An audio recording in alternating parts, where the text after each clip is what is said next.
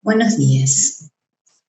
Hasta aquí hemos venido desarrollando en estas clases las características de lo psíquico, desde su estructura hasta la secuencia histórica de formación, tanto desde el punto de vista de la estructuración de la sexualidad como de la estructuración de los mecanismos intelectuales. Ustedes en otro espacio, en el espacio de trabajos prácticos, están desarrollando esta misma idea de construcción histórica vinculadas a la construcción de la ética. Para eso han desarrollado los textos de Sylvia Bleichmann y esta idea de que la ética es una construcción cultural y depende estrechamente de la vincularidad. La vincularidad es el punto que vamos a abordar hoy aquí.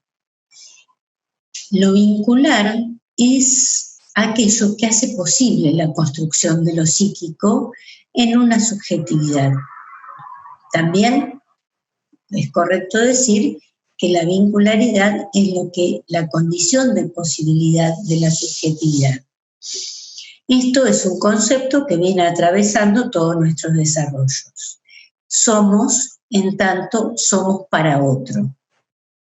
Y ese otro sobredetermina muchas veces nuestro ser. Entonces, lo vincular es lo constitutivo. ¿Qué es lo vincular? Si ustedes buscan vínculo en el diccionario, si buscan vínculo en un diccionario de psicología, de psicoanálisis, todos van a contener una estructura básica, una definición básica, que tiene que ver con una relación con otro con cierta estabilidad. Un vínculo se origina a partir de una falta, de una demanda, que a veces se puede articular o no, pero se origina a partir de una falta subjetiva que nos lleva a compensarla en otro. Si fuéramos seres absolutamente completos y autoabastecidos, no habría lugar para alojar la posibilidad de relacionarse con otro. Es decir, que en la vincularidad podemos retomar este carácter histórico de lo psíquico. Vamos a construir y a constituir nuestros vínculos de manera sobredeterminada por la estructura psíquica que nos precede o que nos constituye. La forma en que fuimos tratados en momentos iniciales de nuestra vida va a generar las posibilidades y limitaciones de establecer vínculos a lo largo de nuestra historia. Un vínculo requiere, insisto, la necesidad de satisfacción de una falta. Hay algo que me falta a mí que el otro tiene, pero no es únicamente una falta que nos satisfaga a nosotros y el otro pareciera ser que desaparece. En ese caso, el otro sería como una especie de sostén para una satisfacción absolutamente narcisista, absolutamente limitada al yo. Un vínculo supone una incorporación de algo que no estaba previamente en nuestra subjetividad. En este caso, otro, u otros, u otras, u otres. La alteridad. Algo más allá del yo. Un vínculo, entonces, es algo que genera una transformación subjetiva trascendente. Nuestra subjetividad que se abre, se transforma y queda condicionada. Tanto es así, esto se puede como vivenciar, por supuesto, sin la complejidad teórica que esto tiene, pero nosotros somos y manifestamos distintos aspectos de nuestra subjetividad de acuerdo a las condiciones vinculares en las que nos encontramos. No con todas las personas somos del mismo modo y nos genera la posibilidad de manifestarnos del mismo modo. Esto, si lo indagáramos, llegaríamos a un punto en donde nos encontramos que nuestra subjetividad, lejos de ser una instancia que está predeterminada de manera absoluta, y una vez que estamos armados como sujetos, nos relacionamos con otros sujetos también armados, en realidad tendremos que concluir que nuestra subjetividad es abierta. Es decir, que está construida, pero se termina de formular en la interacción con otros. En ese sentido, es el aspecto que comenzamos a desarrollar hoy y ustedes van a comenzar a desarrollar en el próximo encuentro de trabajos prácticos y también los vamos a volver a retomar en este espacio, que es el concepto de subjetividad, intersubjetividad y transsubjetividad. Esto es solo un anuncio, no lo voy a desarrollar ahora porque necesitamos primero tener algunos conceptos que nos permitan acceder al planteamiento de estos problemas propios de la psicología, propios de las ciencias sociales y propios de la intervención social desde el trabajo social, ¿no? En este sentido, sí partimos de la base, de la idea de que subjetividad y vínculo se implican mutuamente. Un vínculo es aquello que constituye la subjetividad. ¿Cómo se origina lo vincular? Y se origina a partir de la indefensión. La indefensión inicial de nuestra vida lleva a que otro se vincule con nosotros haciéndonos un lugar. Retomo lo que decía recién. Hay vínculo no solo porque se satisface una necesidad propia de quien impulsa el vínculo, sino que en ese intento de satisfacción se incorpora, se registra al otro. Hay gente que por ahí uno la escucha y ve que habla o que se interactúa con otra persona y pareciera ser que está hablando solo. En este caso, el otro no es alguien con quien uno se vincula, sino que es alguien que sostiene nuestro desarrollo. Una cosa es un soporte y otra cosa es ser un sujeto que interactúa con otro. Entonces, desde el inicio aparecen como juntas estas dos condiciones de la vincularidad.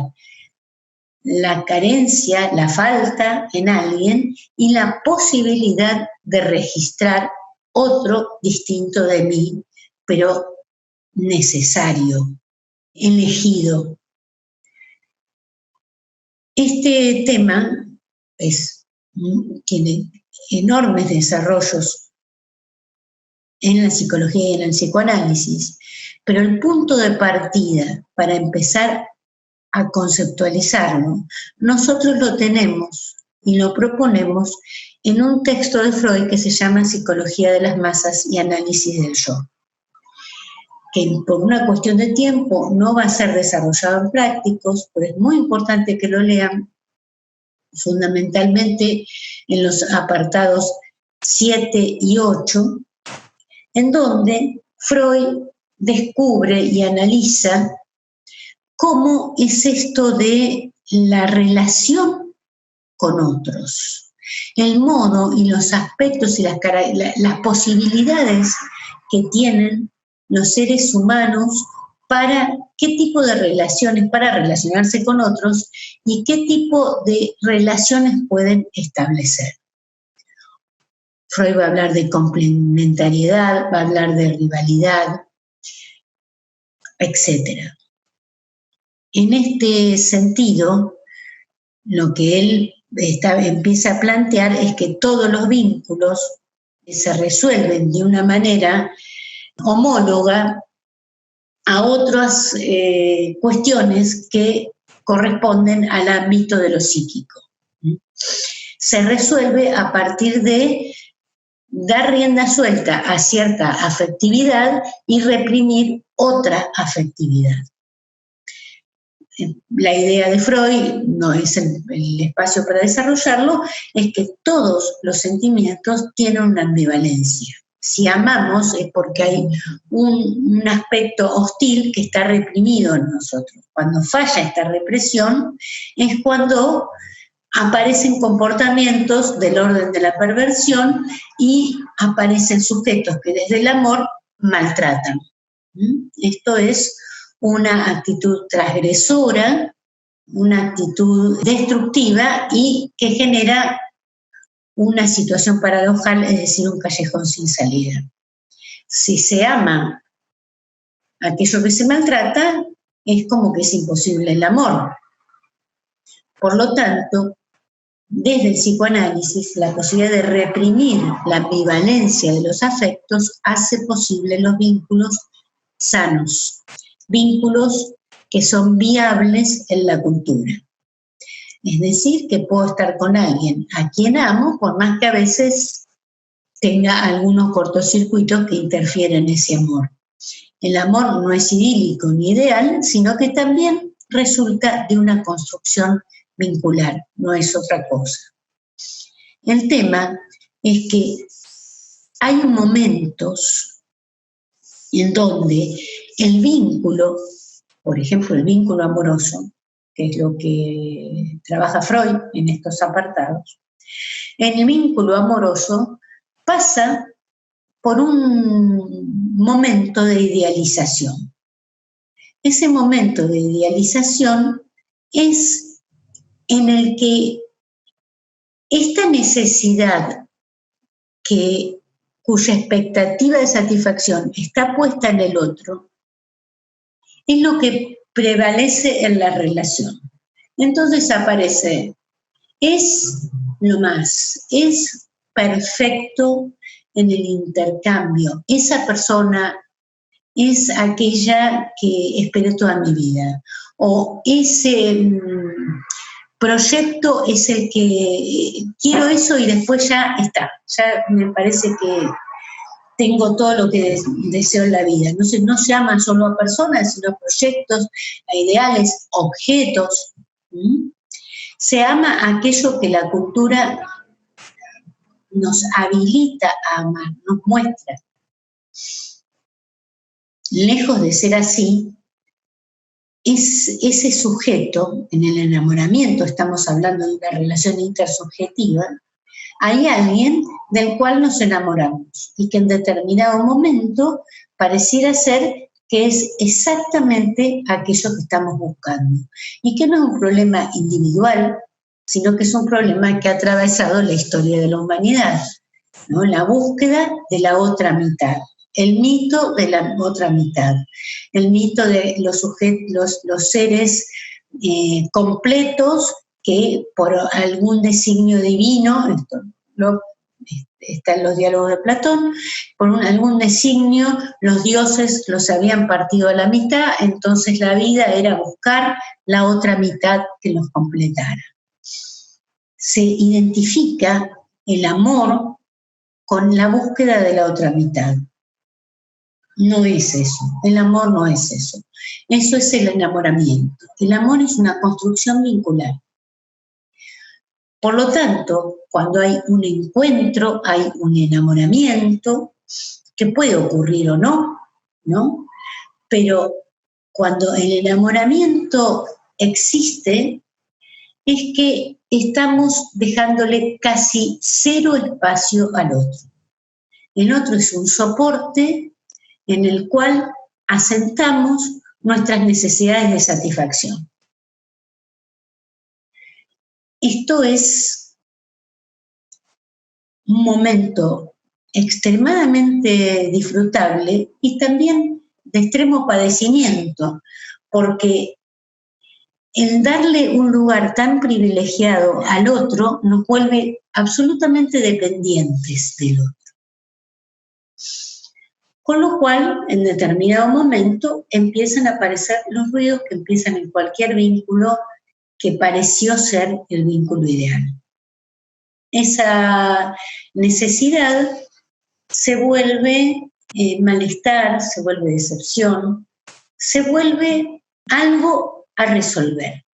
O bien, quedamos totalmente sujetados por la idealización, entonces quedamos solos y se rompe el vínculo, o bien se abre la posibilidad de darse cuenta que no hay un ideal del otro lado, sino que hay otra subjetividad con la cual puedo llegar a construir o no.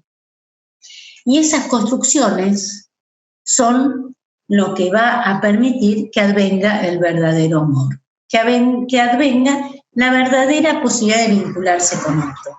Esto yo lo tomo porque es lo que toma Freud cuando habla del enamoramiento, que lo hace equivaler a un estado hipnótico, en donde hay una especie de superposición de realidades, donde se ve todo perfecto más allá de que no lo esté, ¿no? Hay como un estado de sugestión que rodea el momento de enamoramiento. No por eso esto implica renunciar a esos encuentros, porque son altamente satisfactorios. El tema es que es importante que los podamos disfrutar, más allá de que en algún momento se corten, se paren. Son perecederos, eso no quiere decir que no sean intensos, sino no valga la pena vivirlos. Y ese periodo de enamoramiento, insisto, es el periodo en el cual es el ejemplo y el periodo en el cual el otro no está presente. Cuando el otro está presente, está ausente aquí y está presente cuando salimos de ese momento, es cuando aparece el trabajo. Por eso aparece cierta frustración, cierta decepción. El trabajo implica esfuerzo. Si recuerdan la clase anterior, cuando hablábamos de la asimilación y la acomodación, por fuera del psicoanálisis, que no son conceptos de otras teorías, pero que se complementan aquí, cuando viene el momento del esfuerzo de acomodación, hay cierto displacer, cierta resistencia. Pero esa acomodación es lo que nos permite realmente construir algo que no estaba en nuestra existencia, sino si nos frustramos, si nos alejamos, nos frustramos y nos alejamos, estamos como girando el círculo. Es decir, que estamos deteniendo la construcción histórica. Uno puede encontrarse con otra persona con quien tiene algún punto para construir en común o no. Tendrá ganas o no tendrá ganas de hacerlo. Pero seguro que desde el ideal y la idealización no se va a poder avanzar. Hay algo que cae en el enamoramiento y al caer es como un telón que permite la función, digamos. Al caer deja abierta la construcción subjetiva que significa un vínculo. Y ahí, también siguiéndolo a Freud, aparecen las dificultades. Estas dificultades son inherentes a la condición humana. Él dice que los vínculos entre los seres humanos, toma una metáfora, son como la de los puercoespines, que al acercarse mucho se lastiman y al alejarse tienen frío. Sería la resolución de esa contradicción y ese conflicto que está presente en todos los vínculos que contraemos. Si nos acercamos demasiado nos dañamos y si nos alejamos nos sentimos solos. Por lo tanto, el acercamiento necesariamente nos va a exponer a ser lastimados. El alejamiento nos va a exponer a un padecimiento seguro, que es la soledad. Por lo tanto, la única vía que permite mantener la vincularidad es la construcción. Es el ir resolviendo, el ir viendo de qué manera pongo mis pinches como para que al otro no le duelan y ver si mis pinches se pueden articular con los del otro, como para que esto no sea un padecimiento y todo lo contrario, sea un crecimiento. No solo un crecimiento optativo, un crecimiento imposible de dejar de lado. Sin otros, ya esto lo sabemos, no es posible seguir la secuencia de nuestra historia. Estos otros a veces están presentes y a veces no.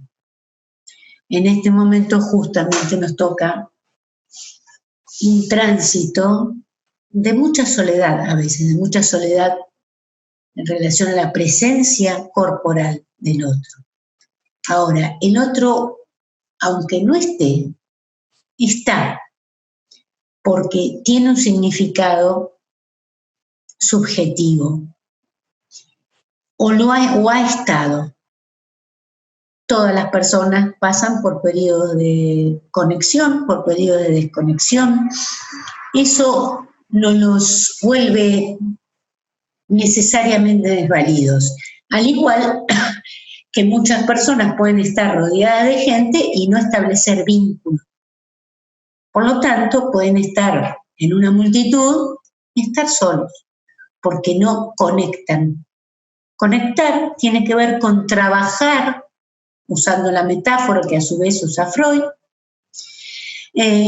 trabajar con estos pinches y buscar el aspecto del vínculo que nos genere el calor de la presencia del otro, tratando de armarnos cuando ese calor nos conecta con algún daño, con algún malestar que la presencia del otro también nos puede causar. Y nosotros al otro también, ¿no? Entonces, o sea, quien toma el papel protagónico es el que está usando, el que tiene el uso de la palabra, ¿no? Nosotros somos autorreferentes. El otro, cuando habla el otro, nosotros somos el otro, digamos. Entonces, en esta interacción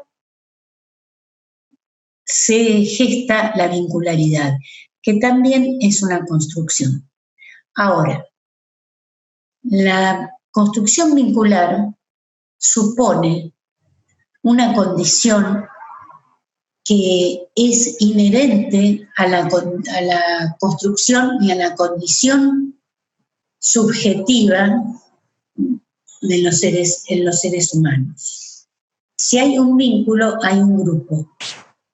Ya no somos nosotros solos, somos nosotros en interacción con nuestro entorno.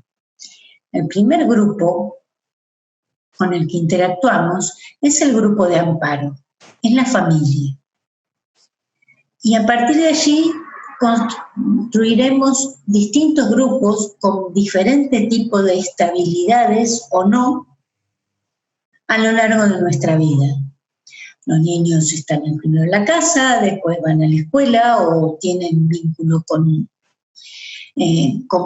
amigos o pares o la familia ampliada, etc. Y a partir de allí establecemos relaciones donde obtenemos satisfacción, obtenemos frustración y la construcción subjetiva hace que esas satisfacciones y frustraciones sean cada vez menos autorreferentes y cada vez más vinculantes, ¿no? Cada vez más abiertas a la interacción con otros. En un momento los niños son cuando empiezan a ir al jardín maternal y empiezan a jugar, es como que tienen un juego o una interacción que es como que va en paralelo con los otros. No está de entrada interactuando. No sé, en un jardín maternal, por ahí cuando un niño empieza a llorar, es probable que lloren todos juntos y sea un caos.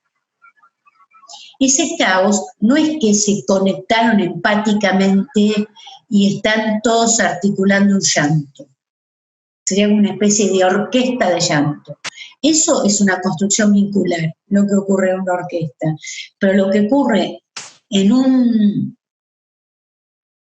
una situación así, donde bebés empiezan, unos pareciera ser que se contagia del otro, en realidad es eso. Es como un contagio, como un desencadenante, donde cada uno desencadena su propia inestabilidad sin que eso signifique estar relacionados. A partir de ese registro indeterminado que existe al inicio, de registrar al otro pero no conectarse con él, es cómo se van construyendo los vínculos. Y en esa construcción de vínculos empiezan a incorporarse las normas. Esto que ustedes han visto, la ética. La ética no es innata, la ética resulta de las relaciones vinculares. Entonces, cuando un niño, por ahí no por querer dañar ni por nada, seguramente porque está en un proceso de experimentación, agarra y le tira el pelo al otro y el otro llora, y entonces es probable que si un adulto le dice y lo vuelve a tirar y siempre hay alguna dificultad porque hay un chico que pega y el otro que es pegado, o que aparecen este tipo de cosas, porque aparecen las dificultades de los vínculos, los pinches de los cuerpoespines. Y en ese sentido, a partir de allí, de ordenar esas reacciones que son necesidades o son requerimientos autónomos que implican a otro, a partir de allí se va a instalar el tema de la ética, ¿no? Entonces, si uno le pregunta a un pibe, bueno, ¿por qué le pegaste a tu compañerito? Y porque llora. Entonces es todo un descubrimiento. Lloró y le tiró el pelo y lloró. Entonces quiere que vuelva a llorar y le tira el pelo. Entonces no sabe que eso está mal y menos sabe que el niño sufre, el dueño del pelo, digamos, sufre por eso. Entonces ahí sí interviene la imposición del orden de la cultura. Por eso es importante el video del orden que yo en otras clases se los marqué, ¿no? Que hay varias versiones de ese video. A partir de allí aparece el sentido que impone la cultura.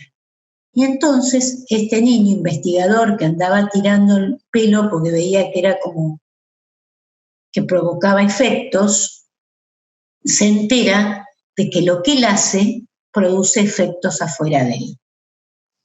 Y tiene la opción de construir una ética.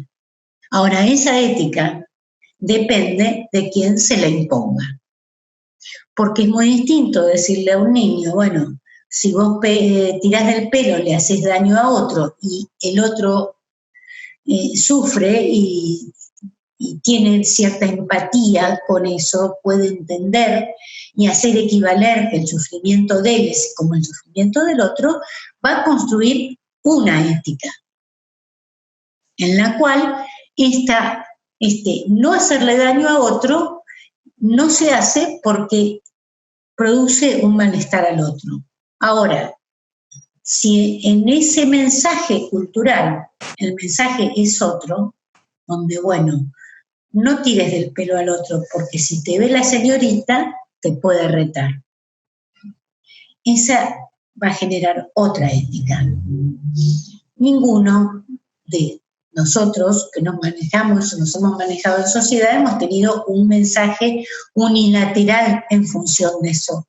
Pero es importante tener herramientas para poder leer, porque el sentido común, esto que tanto nos asombra cuando la gente toma posiciones frente a eventos sociales o toma determinados posicionamientos políticos y demás.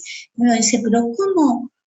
Parecía ser que va en contra de su propia experiencia, incluso en contra de sus propias convicciones. Este sentido común se forma desde el primer momento de vida. Entonces, nunca sabemos de antemano si el daño que hacemos está mal, o si está mal porque es daño, o si está mal porque nos retan. Son dos éticas distintas. En una incluimos al otro y en otra no. Entonces, el reconocimiento del otro es un crecimiento que trasciende nuestra subjetividad. Limitarnos en nuestro deseo para hacerle lugar a otro, lejos de limitarnos, valga la redundancia, nos potencia. Porque la subjetividad es susceptible de interactuar. Y eso es un vínculo. Y ese es la base de la construcción grupal. El grupo, 2 personas ya conforman un grupo, 5 personas, 500 personas, 5.000 personas, una sociedad entera puede conformar un grupo. Quiero decir, el grupo no se define por la extensión, sino por el tipo de vínculo que une a los sujetos que lo integran.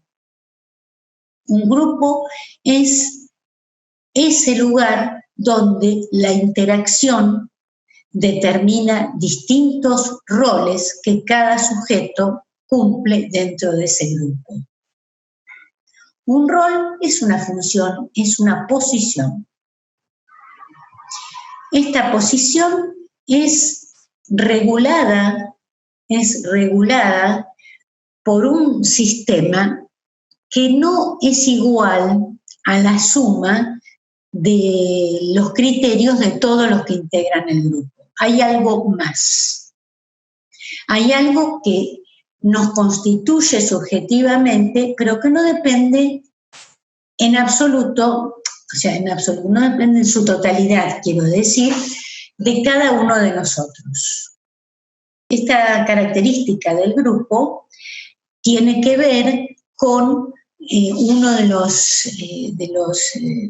aporte muy importante a la teoría de los grupos, que es un aporte que da la teoría de la Gestalt con un concepto que es que el todo es más que la suma de las partes.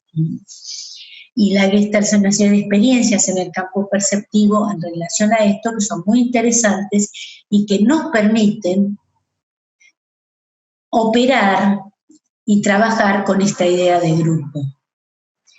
Todos, en tanto estemos incluidos en un grupo, tenemos como una doble función que se fortalece: la vincularidad y la subjetividad.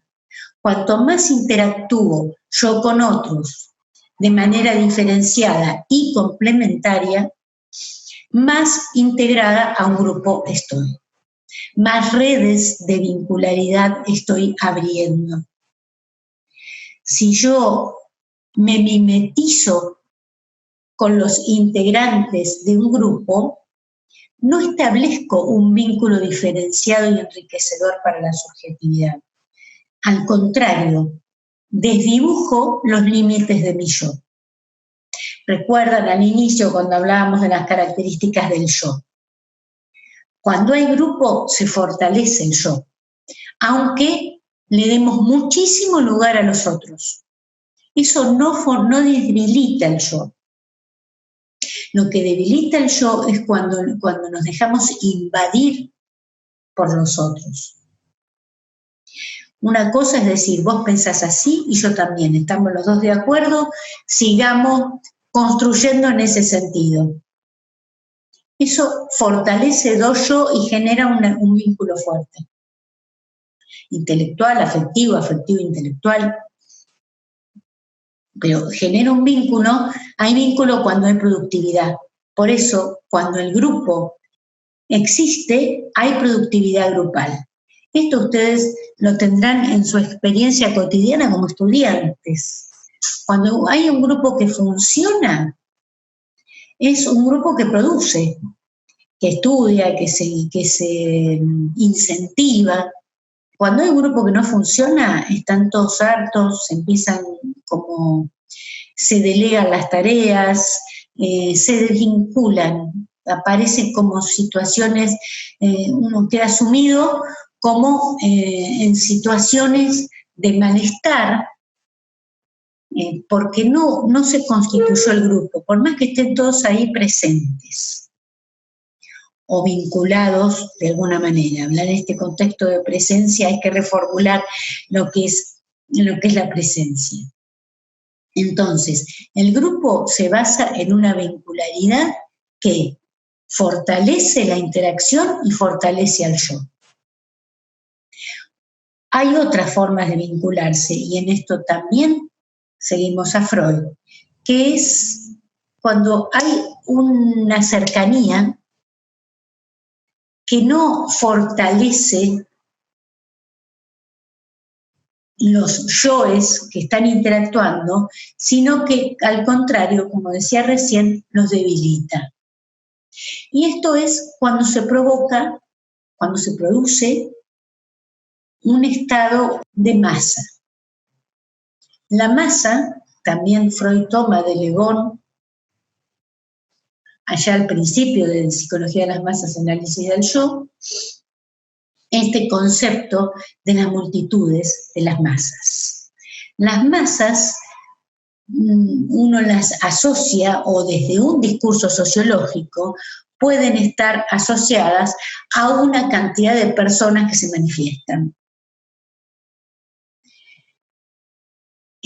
Conceptualmente, psíquicamente, psicológicamente, ese no es el concepto de masa. Porque puede haber millones de personas en la calle manifestándose y constituir un grupo, porque están representadas y están consolidadas en su subjetividad y en su vincularidad a través de una demanda, de un requerimiento, de una manifestación colectiva. Lo colectivo y la masa son cosas absolutamente diferentes. Lo colectivo constituye y consolida la subjetividad. La masa, en los términos estrictos que estamos trabajando ahora, es un estado donde se debilita la subjetividad porque fundamentalmente se desdibuja el yo. En el yo, recordemos que es la instancia psíquica donde nuestra capacidad intelectual puede ser autónoma. Sin yo fuerte no tenemos criterio de autonomía, no tenemos autonomía de pensamiento, tampoco tenemos autonomía de afectividad. Un sujeto masificado es un sujeto desdibujado. Por ende, es un sujeto débil y es un sujeto más manipulable que otro que no está en estado de masa. Freud dice, hay masas artificiales. Hace una diferencia entre las masas que son estables, que son transitorias y demás. Lo importante es el estado de masa. Él habla de las masas artificiales, que son la Iglesia y el ejército. Son instituciones totales en donde podemos observar casi a simple vista que las diferencias intersubjetivas que se manifiestan entre aquellos que integran esas instituciones quedan subsumidas en aquello que los uniforma. Ahora, yo creo que como un ejemplo para empezar a pensar, hoy podemos pensar que Nos estamos refiriendo a instituciones cuyas características son muy particulares y tenemos muchos elementos científicos como para poder abordar el tema de las instituciones con mucho más complejidad hoy en día. Simplemente lo tomo y lo incluyo porque es algo que circula casi como un eslogan, ¿no? Las masas artificiales, dice Freud, son la iglesia y el ejército. Lo podemos pensar, pero son instituciones. Me interesa más detenerme en el estado de masa. Reitero, y a propósito, desdibujamiento del yo y debilitamiento de la subjetividad. Y ausencia de autonomía. ¿Por qué se produce este estado de masa si es tan desventajoso? Probablemente porque genera una vivencia de omnipotencia casi hipnótica, cómo nos genera el enamoramiento y cómo nos genera esa vivencia inicial que es dejarse contener de modo absoluto por otro. O sea, la búsqueda casi de aquello que podemos llamarlo como el paraíso perdido. Eso donde estamos en un estado de seguridad casi absoluta. Volver a un estado inicial de nuestra vida. El desvalimiento propio a cambio de la protección absoluta. El sentirse absolutamente protegido por un otro poderoso o protegido por pertenecer a la multitud, genera una ilusión de seguridad que el pobre yo, que es, como ustedes recuerdan, aquel que soporta todas las tensiones dentro del aparato psíquico y se las arregla con la realidad y con el super yo y con el ello, este pobre yo, de algún modo, puede dejarse llevar por la ilusión de ser completamente contenido, sostenido por otros, por pertenecer a la multitud, o porque esa multitud de algún modo responde a un líder que es el que los cuida, que es el que los ampara, y en realidad es el que los puede llegar a manipular. También aquí hay que tener cuidado, no cualquier líder significa, cualquier lugar de liderazgo implica que aquellos que lo instalen como líder vayan a ser manipulados por él. Pero la condición humana hace posible esto.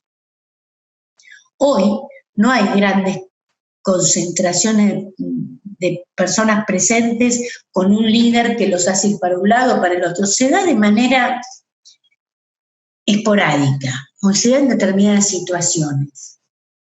Cualquier persona que está dentro de una multitud enardecida en un recital hace cosas que seguramente, si no estuviera allí solo o solas, no las haría.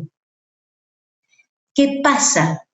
Que está en una cancha de fútbol, grita, se enoja, hay algo que ocurre que hace que nuestro yo se debilite, los límites de nuestro yo se debiliten y de algún modo quedemos subsumidos en el espíritu de la multitud. Cuando nos corremos de ahí, hay un montón de funciones que el yo recupera y ordena sobre sí. O sea, el sentido crítico, cuando uno está dentro de una masa, se suspende. Entonces, es más importante lo que la masa induce a hacer que lo que el yo cree que hay que hacer o no. Por lo tanto, esta condición universal no es que esté mal o bien. Todos somos susceptibles de caer en estos estados. Cuando estos estados son manejados desde fuera nuestro, bueno, se puede hacer una gran cosecha con nuestra debilidad. Esto es lo que pasa, por ejemplo, con los medios de difusión, con la manipulación de la información, con esta cuestión que instala un tema tan de actualidad, que es el tema de la posverdad. Sí, hay algo que se dice, que se instala, que se toma como verdadero y que en realidad no lo es, y que en realidad no podemos ni siquiera resolver esta cuestión de la posverdad contrastando con los hechos. Porque a veces los hechos también son un recorte, los hechos siempre son un recorte de la realidad. Si uno edita un discurso y lo hace decir cosas que no decía o lo pone fuera de contexto, quiere decir otras cosas. Es decir, que esta cuestión que invade nuestra autonomía de pensamiento a través de aseveraciones que por más que no sean ciertas, producen un efecto, es la utilización de este mecanismo a través del cual nosotros, a través de nuestro funcionamiento yoico, podemos caer en situaciones de masificación. La masificación, entonces, es el estado en el cual se suspende el espíritu crítico del yo, la función crítica del yo. Por lo tanto, la vincularidad, dando un poco un cierre a esta exposición, se funda en tres pilares fundamentales: el vínculo, el grupo y el estado de masa. Estos son los tres conceptos que yo traté de transmitirles hoy. ¿Qué pasa con la interacción de estos tres vínculos? En realidad son condiciones que están, en el mejor de los casos, presentes de manera permanente, y en el peor de los casos, cuando se debilita la capacidad, la grupalidad que es inherente a la condición humana, y cuando la subjetividad está debilitada, aparece con mucho más fuerza la situación de indefensión. Entonces somos más susceptibles de influencias invasivas hacia nuestro sentido crítico, nuestra autonomía de pensamiento. Vínculo es aquello que nos relaciona con otros. En esa relación con otros, el impulso es la búsqueda de nuestra satisfacción y la resultante es la incorporación del otro a nuestra existencia, a través de la cual podemos establecer y debemos establecer relaciones dialécticas entre nuestro interior y nuestro exterior, nuestra subjetividad y nuestra interacción y nuestra transsubjetividad e intersubjetividad. El grupo es la estructura en la cual se consolidan las relaciones vinculares. Por lo tanto, las relaciones vinculares en un grupo están regidas por la legalidad del grupo, que no es reductible a la de ninguna de las subjetividades que lo integran. Por eso también el grupo se construye. Y no es espontáneo, jamás es espontáneo. Esto lo vamos a desarrollar la próxima vez. Y la masa es el estado en el cual se desdibujan todos estos contornos que requieren de una gran construcción histórica en nuestras vidas, y tiene un lugar privilegiado en nuestras fantasías, un lugar donde uno no realice ningún esfuerzo y esté mucho más seguro, que es algo que está bien que sea algo que ocupa nuestras fantasías, pero no, nunca es un resultado constructivo cuando lo llevamos a la realidad, salvo por momentos absolutamente acotados. Uno puede haberse sentido muy pleno, muy libre, mientras estaba en un partido de fútbol o en un recital, o en otro escenario, mientras estaba en una situación de enamoramiento plena, donde perdió noción del entorno, de sí mismo, de un montón de cosas que constituyen su vida. Esos momentos son momentos muy disfrutables, como momentos que comienzan y terminan, pero no como aquello que estructura nuestra vida. Cuando ese estado de alienación que caracteriza a la masa ordena nuestra vida, terminamos en una condición social de absoluta debilidad y vulnerabilidad, frente a la cual alguien que interviene desde afuera de ese estado puede apropiarse de nuestro sentido crítico y nosotros pensar que si le otorgamos ese sentido crítico a esa instancia que se quiere apropiar del mismo, estamos seguros. Por lo tanto, la subjetividad y la vincularidad y la interacción entre los seres humanos es aquello que hace posible la existencia y el transcurrir de la vida psíquica. Bueno, por hoy llegamos hasta aquí, nos vemos la próxima.